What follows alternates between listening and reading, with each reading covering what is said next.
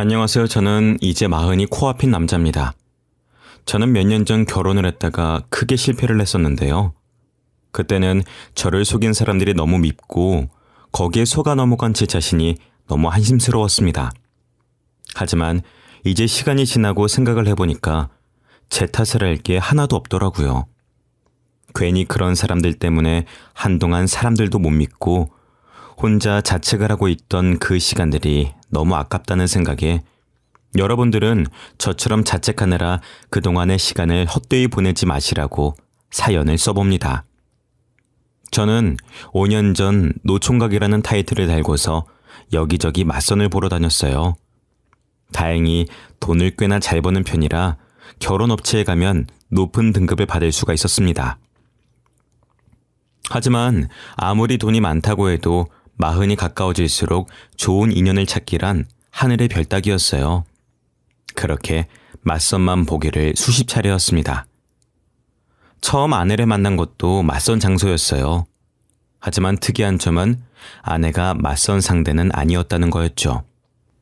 이상하게 저와 매칭되시는 분들은 저와 취미가 맞지 않거나 외모가 제 스타일이 아니었어요. 외모가 제 스타일이셔서 이야기를 하다 보면 서로 관심사가 공통된 부분이 없으니 대화가 몇 번 이어지지도 않았고 외모가 제 스타일이 아니면 저도 딱히 잘해보고 싶다는 생각이 안 들더라고요. 그런데 그날은 유독 그분이랑 대화 코드도 안 맞고 모든 게 마음에 들지 않았었습니다. 이야기를 하는데 자기가 관심 없는 이야기라며 제 말을 툭툭 끊어버리고 심지어 대놓고 얼마나 버시냐면서 물어보셨었죠. 그분도 나름 전문직이셔서 자기만의 프라이드가 상당히 강하시더라고요. 그러다 보니 어떻게든 손해보는 장사를 하지 않으려고 하셨습니다. 아무리 연애를 건너뛰고 결혼부터 생각하는 맞선 자리라곤 하지만 그래도 대놓고 결혼을 하나의 장사처럼 취급하시는 분이랑은 저도 더는 이야기가 하기 싫었습니다.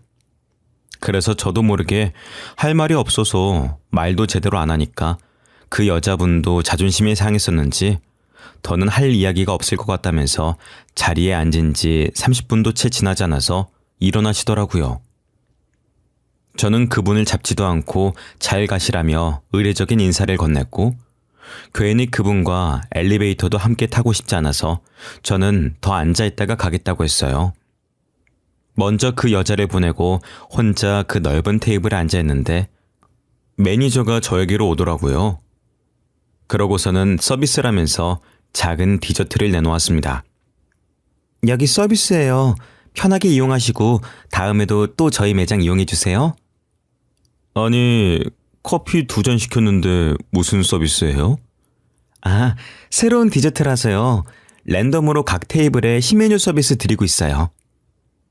그리고 주위 테이블을 둘러보니 그 말은 진짜인지 각 테이블에 조그만 디저트가 하나씩 있더라고요. 괜히 머쓱해져서 감사하다는 말을 하고 혼자 디저트를 뒤적거리다가 결국에는 안 먹고 나왔습니다. 계산을 하려는데 디저트를 건넨 매니저가 먼저 말을 걸더라고요. 손님, 저희 매장 자주 이용하시죠? 그런데 그동안 쿠폰을 안 찍으셨더라고요.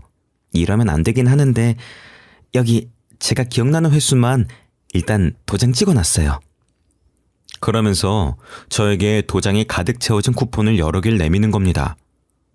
저는 당황스러워서 필요 없다고 거절하려는데 막무가내로 그걸 카드와 같이 제 손에 쥐어주더라고요.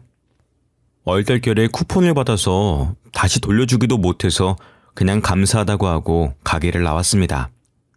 그리고 밖에 나와서 그냥 쿠폰을 버리려고 보는데 쿠폰의 앞면에 메시지와 번호가 적혀 있더라고요. 그 매니저는 자기 번호를 써놓고 연락달라는 문구를 적어놓고 저에게 그 쿠폰을 준 거였습니다. 처음엔 어처구니가 없어서 그냥 버려버릴까 했었는데 아무래도 남의 번호가 적힌 걸 그냥 아무데나 버리긴 꺼려져서 집에 가서 버려야겠다는 생각으로 일단은 집으로 돌아왔습니다. 그런데 집에 가서 보니 제 명함 지갑을 두고 왔더라고요. 제가 사업을 하는 사람이라 여기저기 명함을 드릴 일이 많아서 꼭 들고 다니는데 그때도 처음 인사를 하면서 명함을 드린다고 꺼내놓고는 깜빡하고 두고 온 것이었습니다. 제 명함이야 다시 파면 되지만 몇몇 거래를 안 한 거래처 명함들도 있어서 꼭 찾아야 했습니다. 그래서 급하게 가게로 전화를 걸어보니 바쁜지 몇 번을 걸어도 전화를 안 받더라고요. 그래서 다급한 마음에 저에게 번호를 준 직원에게 전화를 걸었고 그 매니저는 그 사이에 퇴근이라도 했는지 제 전화를 금방 받았습니다. 여보세요? 아까 가게 직원분 맞으시죠? 아, 안녕하세요. 이렇게 빨리 전화 주실 줄은 몰랐는데. 다른 게 아니라요. 혹시 가게에 명함 지갑 분실물 없었나요? 그게 저한테 중요한 거라 꼭 찾아야 되거든요. 글쎄요. 저도 손님 나가시고 바로 퇴근해버려서요. 가게는 전화 안 받던가요? 네, 바쁜지 몇 번을 걸어도 안 받더라고요. 어차피 저 아직 그 근처니까 제가 가서 확인해 드릴게요. 다행히 가게 소파에 끼어서 아무도 발견하지 못하고 있었던 제 명함 지갑은 되찾을 수가 있었고 한시름 마음이 놓이고 나니 그 직원에게 미안한 마음이 들기 시작하더라고요. 이미 퇴근까지 한 사람을 다시 출근하게 한 거나 마찬가지였으니까요. 미안한 마음에 사례라도 하겠다고 하니까 냉큼 밥을 사달라고 하시더라고요. 사례하겠다고 했으니까 그걸 싫다고 할 수도 없어서 약속을 잡았습니다.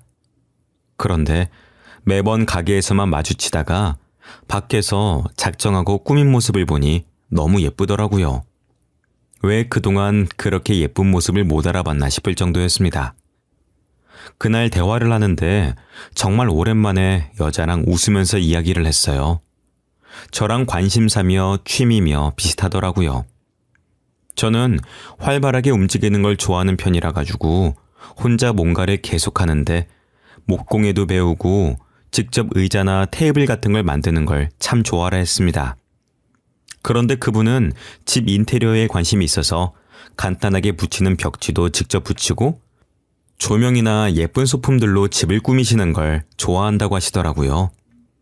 매번 업체에서 등급을 매겨 저랑 비슷한 수준의 여자를 소개해 주니까 늘 자기적인 만남에 저도 모르게 이것저것 재곤했었는데 그런 것 없이 만나서 이야기를 하니까 저도 편하게 시간을 보낼 수가 있었습니다. 그 후로 그분은 종종 연락이 왔고 결국엔 연인 사이로 발전했고 결혼까지 골인했습니다. 결혼 후 아내의 카페도 차려주고 처가댁도 이사를 시켜드렸습니다. 장모님이 혼자서 두 자매를 키우셨는데 작은 투룸 월세에서 살고 계시더라고요. 마침 제가 가진 아파트에 세입자들이 나간다고 하길래 장모님께 공짜로 살게 해드렸습니다.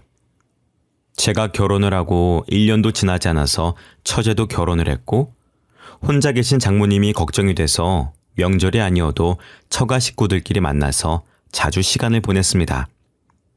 그렇게 결혼을 하고 반년 동안은 정말 아무런 걱정도 갈등도 없이 행복한 나날이 이어졌죠.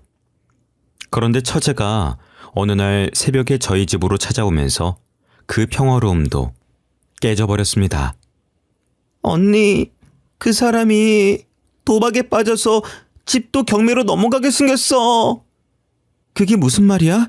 도박이라니. 언제부터? 번듯해 보이던 동서는 언제부터 도박에 빠졌는지 어느 순간부터 집에도 잘 안 들어오고 주말이면 친구들과 골프를 치러 가겠다고 나가놓고 담배와 술 냄새를 풀풀 풍기면서 들어왔대요.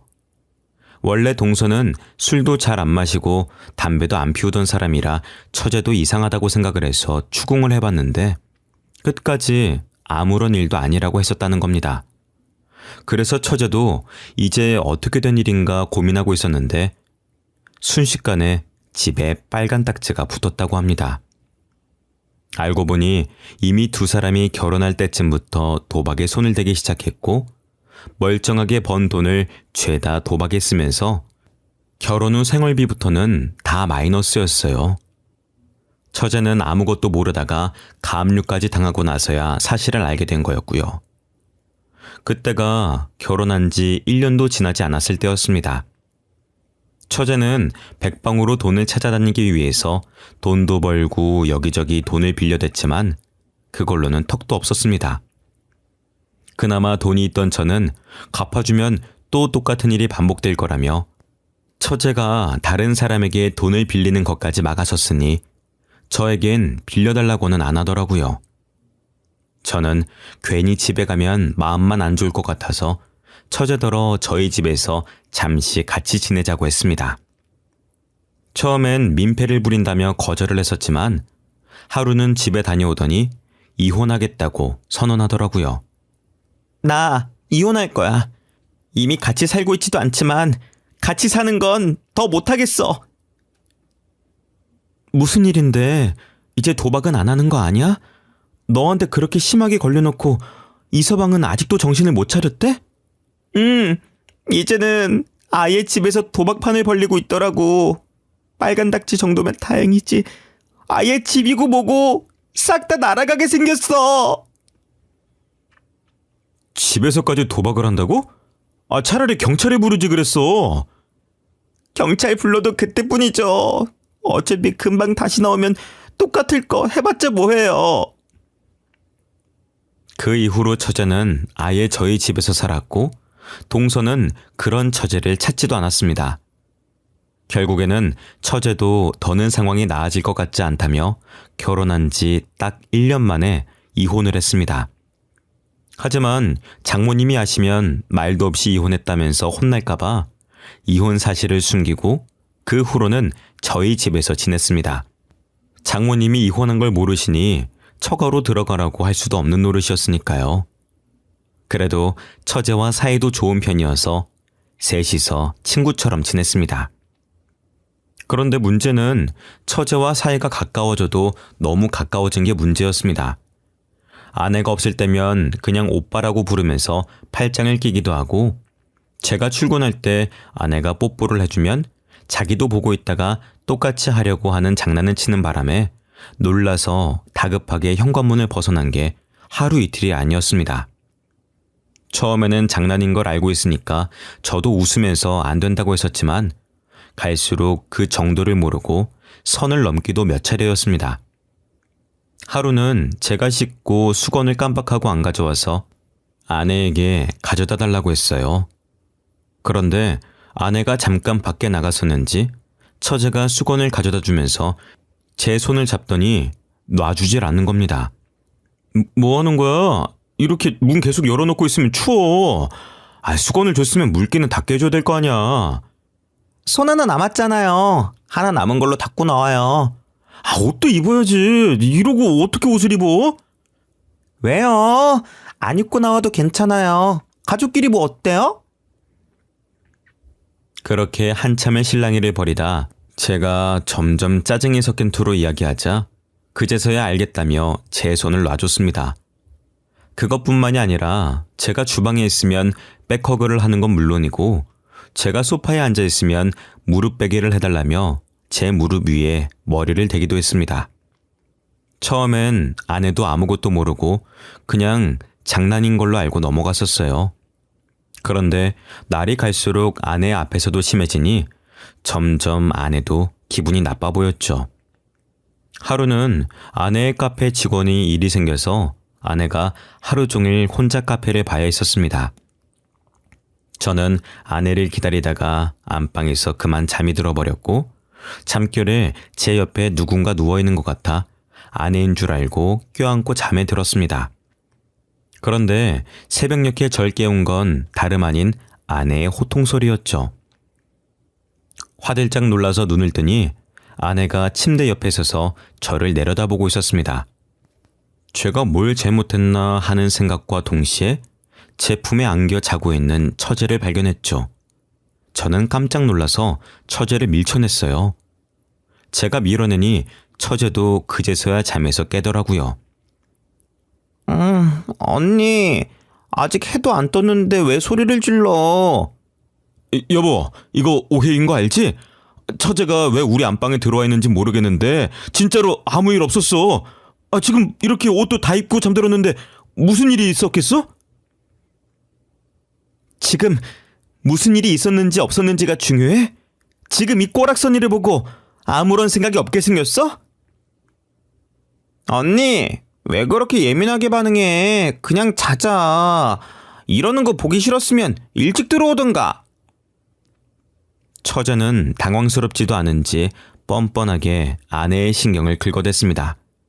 뭐 별일도 아닌 걸로 화를 내내는 듯 이야기를 하더라고요. 뭐가 별일이 아니야? 엄연히 너희 형부야. 너 이런 식으로 할 거면 그냥 집으로 가. 내가 엄마한테 다 말할 거야.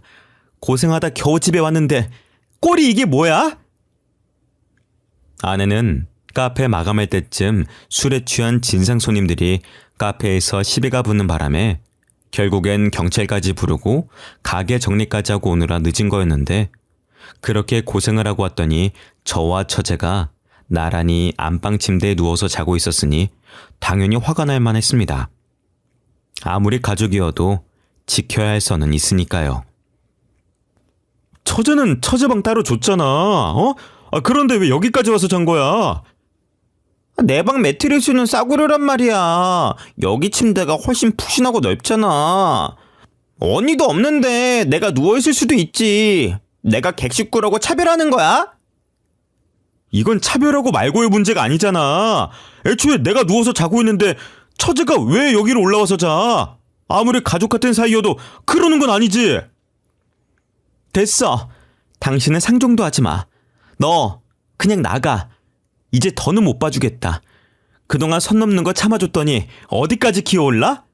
넌 언니가 우습니? 만만해? 아내는 그동안 화가 많이 쌓였는지 엄청 화를 냈습니다. 아내와 만난 이후로 그렇게까지 화를 내는 모습은 그날 처음 봤죠. 그런데 그것도 잠시, 처제의 폭탄 발언에 순식간에 방은 싸늘해졌습니다.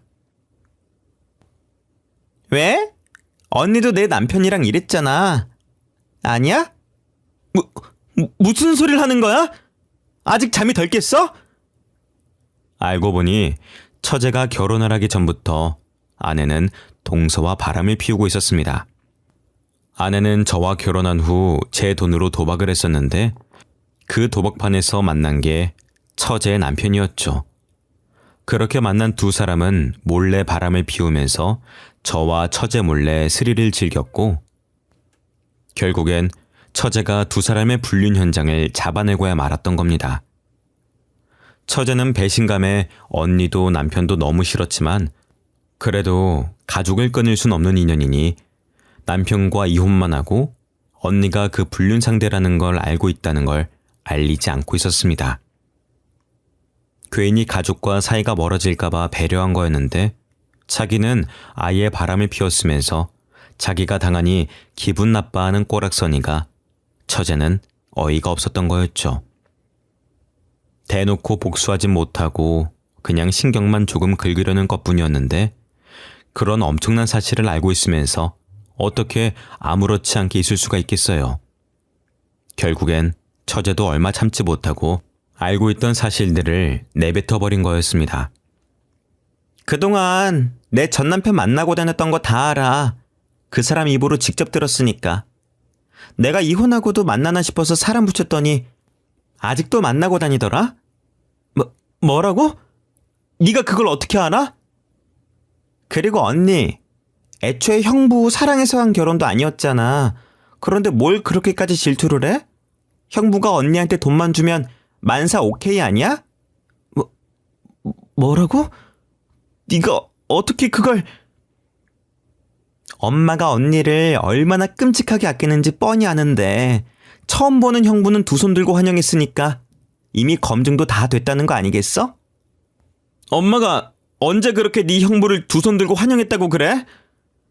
두 사람 이야기하는 거 다 들었어. 엄마 회사에서 형부 정보 빼돌려서 언니한테 준 거잖아. 내가 아무것도 모를 줄 알았어?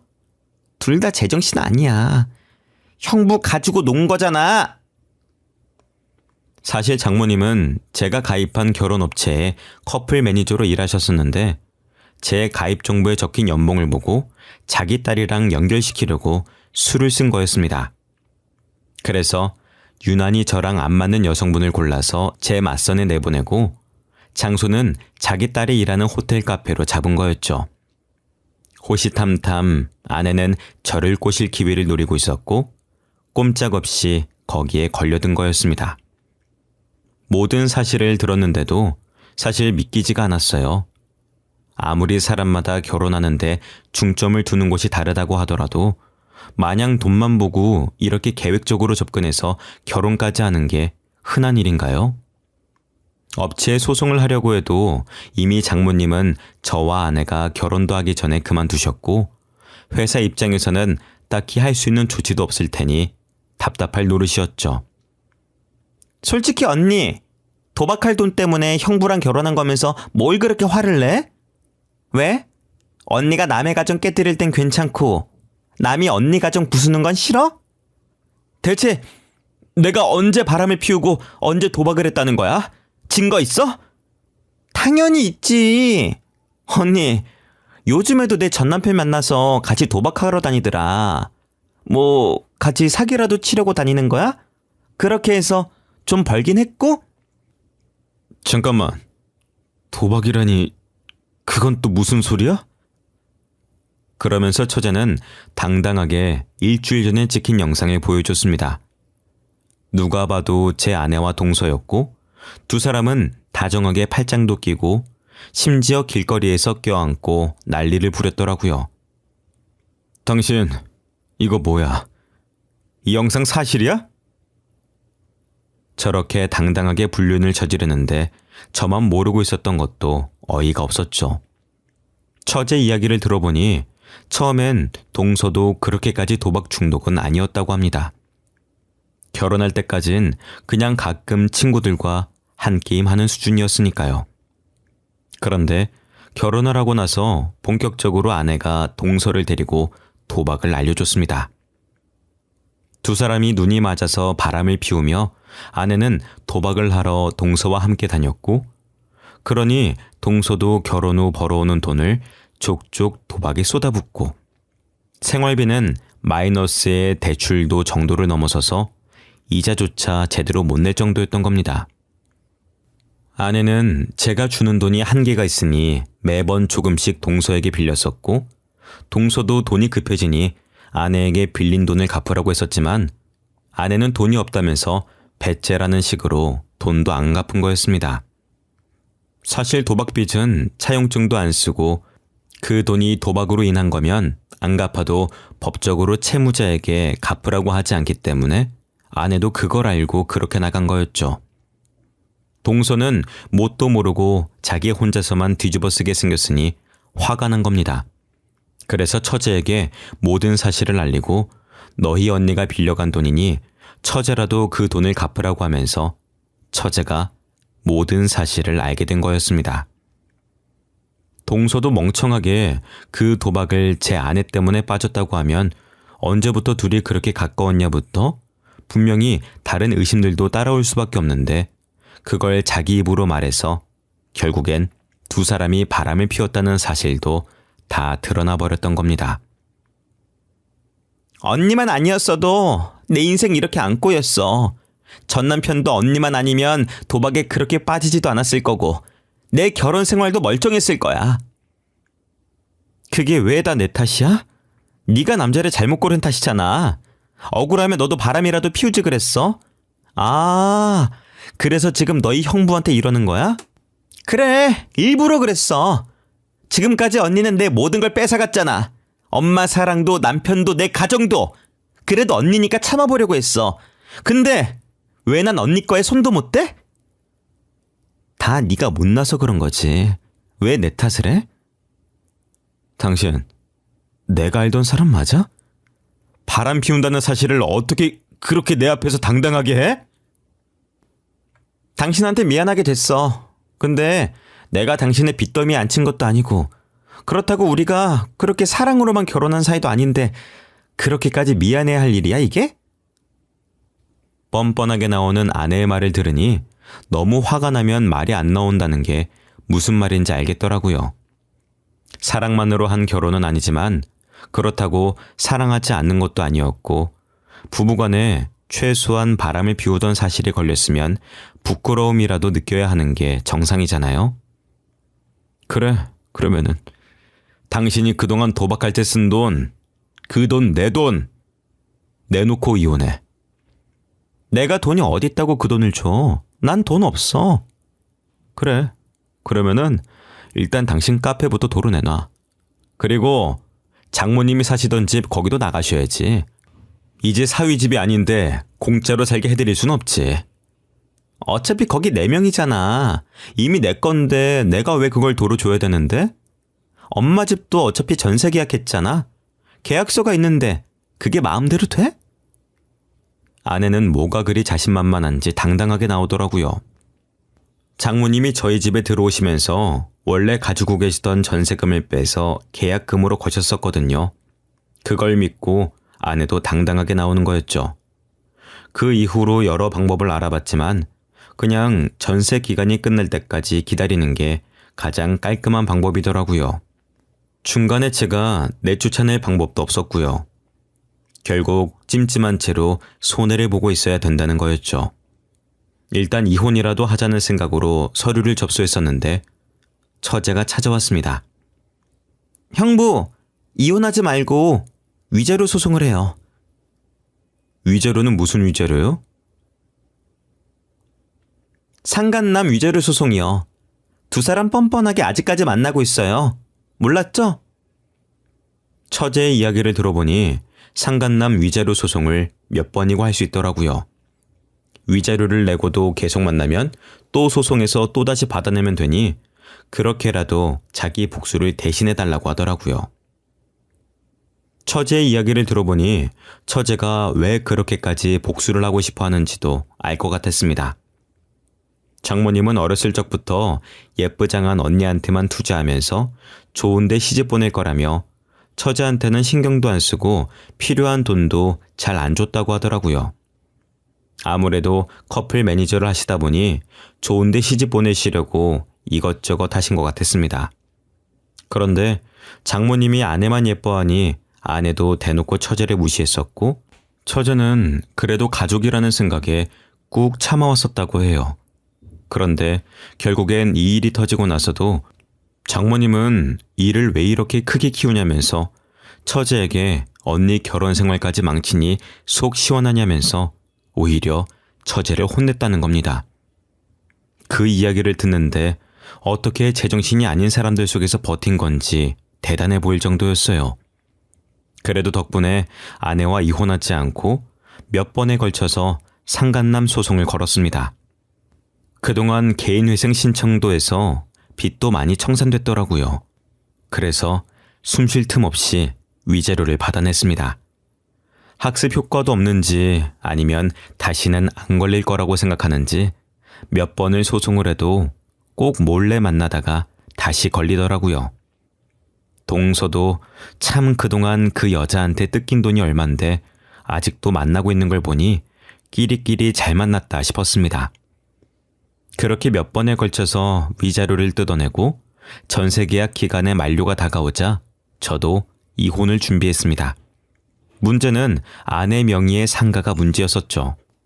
다행히 건물 계약을 할 때 제 통장에서 이체를 했었고 그걸 증거로 상가가 제 돈이라는 걸 증명했습니다. 거기다 아내가 그동안 불륜을 저지른 것부터 도박을 했던 것까지 하나하나 따지고 보니 재산 분할은커녕 아내도 저에게 위자료를 줘야 되더라고요. 결국엔 아내는 저에게 있는 돈을 탈탈 털어서 위자료를 줘야 됐고 순식간에 아무것도 없이 길바닥에 나 앉아야만 했습니다. 그동안 아내는 카페 안에 있는 작은 휴게실에서 자고 먹고 생활했었나 보더라고요. 그런데 그것마저 빼앗겨버리니 자신만만하던 태도도 순식간에 180도 바뀌었습니다. 아무리 그래도 이건 아니지. 꼭 이렇게까지 해야 해? 뻔뻔한 것도 정도가 있어야지. 그동안 가게 안 뺏고 있어준 것만으로도 감사해야지. 간통죄 폐지만 아니었어도 콩밥이나 먹게 하는 건데. 그동안은 이혼도 안 하고 살았잖아. 그냥 이혼하지 말고 이대로 살자, 어? 누구 좋으라고 그래? 그동안 봐줬었는데 넌 왜 학습 능력이 없니? 내가 그 카페를 순순히 넘겨줄 줄 알았어? 멍청하긴. 다시는 보지 말자, 어? 카페마저 빼앗기면 더는 도박이 문제가 아니라 정말 먹고 사는 게 문제일 테니까요. 하지만 이제 그런 것도 제 알바가 아니니 제 바지가랑이를 붙잡고 늘어지는 아내를 밀어냈습니다. 처제는 이혼을 하고 난 후로도 종종 연락을 하긴 하는데 결국엔 둘 다 돈이 없으니 이제는 만나지도 않는다고 하더라고요. 참 그 이야기를 들으니 우습기 짝이 없었습니다. 만나면 안 될 사이일 땐 그렇게 만나대더니 결국엔 서로가 서로에게 빨대만 꽂으려고 했던 거죠. 동서도 아내가 카페는 안 뺏길 거라며 호언장담을 하는 말을 철석같이 믿고 있었다가 결국엔 다 빼앗기고 위자료까지 줘야 한다는 소리를 들으니 더는 빼먹을 것도 없다 싶어서 뒤도 안 돌아보고 그 관계를 정리했다더라고요. 고작 저렇게 될 관계에 2년이나 소송을 하면서 시간을 허비한 게 아깝기도 합니다. 이제는 아쉬운 마음이 생겼는지 아내가 틈만 나면 저에게 돈을 빌려달라고 연락이 오더라고요. 전화를 받으면 자기가 쫓기고 있어서 그런데 얼른 1,000만 원만 보내달라는 말을 하는데 제가 그걸 왜 보내주겠습니까? 그냥 어디로 보내면 되냐며 물어만 보고 안 보내고 있습니다. 분명 도박하다 진 빚일 텐데 그걸 또 뻔뻔하게 저한테 연락하는 꼴도 우습습니다. 매번 공중전화로 전화를 걸어와서 차단도 못 해놓긴 하지만 이제는 지난 날은 다 잊고 새롭게 출발해 보려고 합니다. 도박이나 불륜은 먼 이야기인 줄로만 알았는데 이렇게 제가 겪으니 배신감에 치가 떨립니다. 복수를 하는 것도 중요하지만 앞으로의 제 시간을 복수에 더 허비하지 않으려고요. 지금까지 제 이야기를 들어주셔서 감사드립니다.